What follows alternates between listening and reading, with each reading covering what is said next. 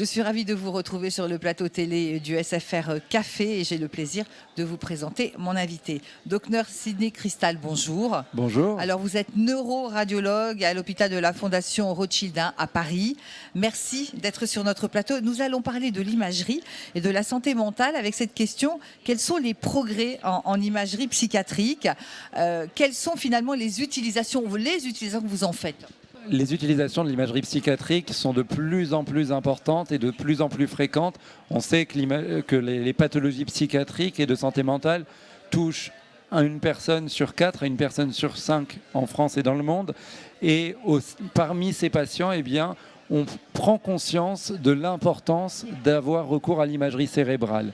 Plus exactement, on l'utilise actuellement pour éliminer des diagnostics différentiels ou des pathologies associées. Par exemple, tout patient qui présente des symptômes psychiatriques devrait avoir recours à une imagerie cérébrale pour éliminer des pathologies auto-immunes, tumorales ou vasculaires. Et pour cela, il est très important qu'il y ait une bonne coordination entre psychiatres et radiologues.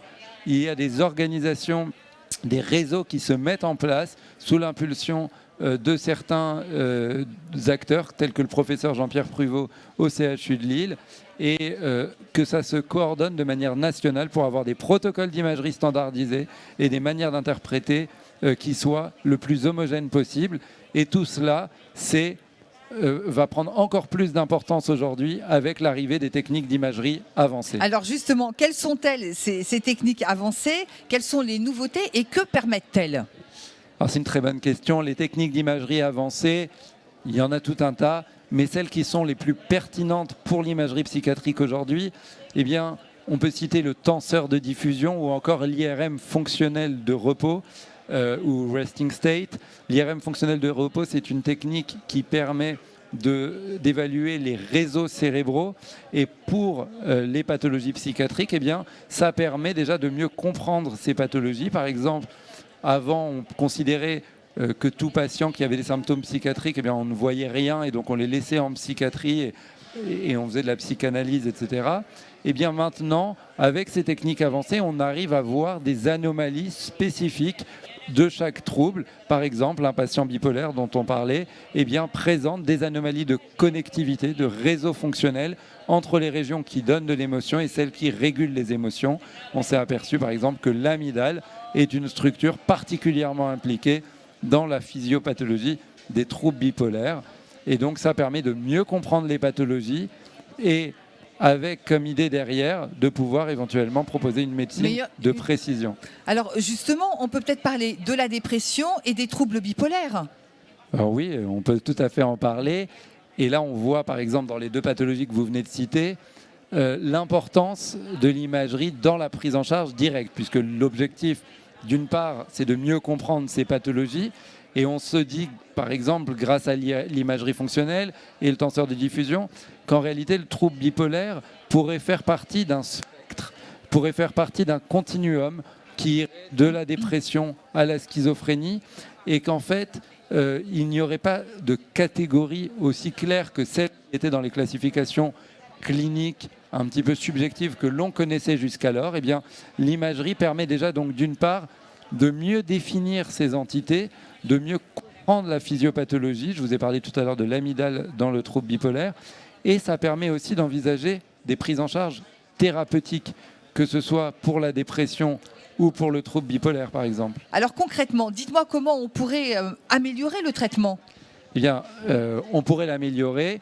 Par exemple, il y a quelques mois seulement, la FDA aux États-Unis a autorisé une technique qui apparaît comme un peu révolutionnaire dans la prise en charge de la dépression sévère.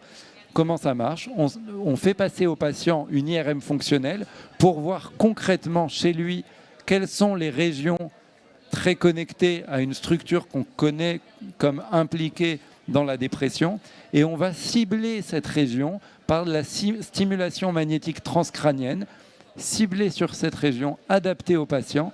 Eh bien, les patients qui bénéficient de cette technique, qui résistaient à tout traitement médicamenteux, ne sont plus dépressifs après 5 jours de stimulation 80 à 90% des patients n'ont plus de dépression après seulement 5 jours de stimulation. Donc on voit que là, c'est une technique thérapeutique qui repose sur de l'imagerie, qui est adaptée aux patients et qui va permettre, on l'espère, et ce sera vrai aussi dans les troubles bipolaires, de révolutionner la prise en charge des traitements. Et j'aimerais juste, si vous me permettez, donner un autre exemple. C'est sur le trouble bipolaire, justement, ce qu'on appelle le neurofeedback lié à l'IRM. Comment ça marche ? Vous avez un patient, on sait que les patients bipolaires, même sous traitement, restent très sensibles aux émotions, peuvent facilement basculer en dépression ou en manie en fonction qu'ils aient une bonne ou une mauvaise nouvelle, pour résumer. Et bien là, on fait passer une IRM fonctionnelle à des patients qui sont bipolaires, on leur montre des images neutres et chargées émotionnellement, et on repère comme ça les zones impliquées dans l'émotion, et on demande aux patients de contrôler le plus possible ses réactions aux émotions. Ainsi, quand il rentre chez lui, même s'il apprend une bonne ou une mauvaise nouvelle, eh bien, il apprend à contrôler, à réguler ses émotions. Allez, dernière question rapidement, si vous le voulez bien. La session que vous avez modérée, qu'est-ce qu'il en ressort ? Voilà, c'était une très très belle session. On voit année après année que ça intéresse de plus en plus les radiologues aux Journées françaises de radiologie. J'ai eu l'honneur, avec le professeur Jean-Pierre Pruvot et le professeur Renaud Jardry de Lille, d'organiser cette session. On a parlé des techniques d'imagerie avancée, on a parlé des parcours de soins, du réseau d'organisation, de la coordination entre psychiatres et radiologues. Et ça a un énorme écho au JFR, et on espère que l'année prochaine, on reviendra avec encore de meilleures nouvelles. Eh bien, écoutez, on vous donne rendez-vous l'année prochaine, docteur Sidney Cristal. Merci d'être venu sur notre plateau. Merci à vous. Au revoir. Merci de nous avoir suivis depuis le congrès des Journées francophones de radiologie de la Société française de radiologie.